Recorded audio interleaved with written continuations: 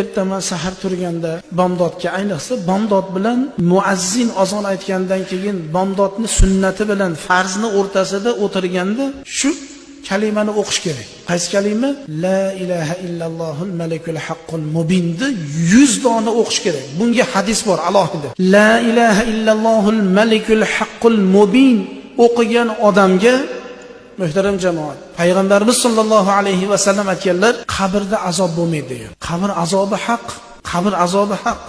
Jannat ahli inson uchun ikkita uy bor debdilar payg'ambarimiz sollallohu alayhi vasallam. Bitta uy jannat, bitta uy do'zax debdilar. Jannat ahli jannatda o'tiradigan joyini ko'rmay jon bermaydi va do'zaxni ham ko'rsatmasdan turib Alloh uni jonini olmas ekan. Qanday bo'ladi desalar, jon olishlikda jannat ahli bo'lgan odamga avval do'zaxni ko'rsatilar ekan. Ey banda, men do'zaxni ko'ryapsanmi? Azob odamlar kuyyapti.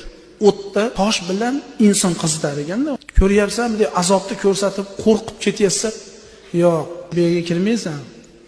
Agar hayoti dunyoda la ilaha illalloh Muhammadun rasulullohni aytmaganingda edi, shu joyga kirgan bo'lar eding.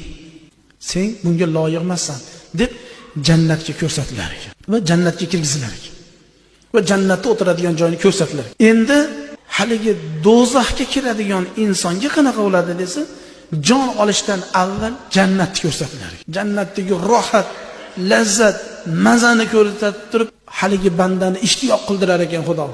Tezroq kir, jonimni olsa-yu, shu jannatga kirib olsam deb tursa, farishta aytar ekan, yo'q.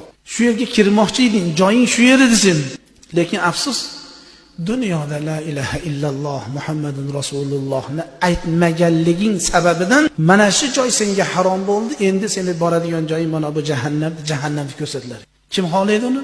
Muhtaram jamoat, umr o'tyapti. Umrimiz o'tyapti. Vaqt o'tyapti. Muhtaram jamoat, imkon qadar siz bilan biz ko'proq Allohni eslab, ko'p shu kalimalarni aytib olsak, inshaalloh dunyoligimiz ham obod bo'ladi, oxiratimiz ham obod bo'ladi. Allohning huzuriga xotirjam boramiz inshaalloh.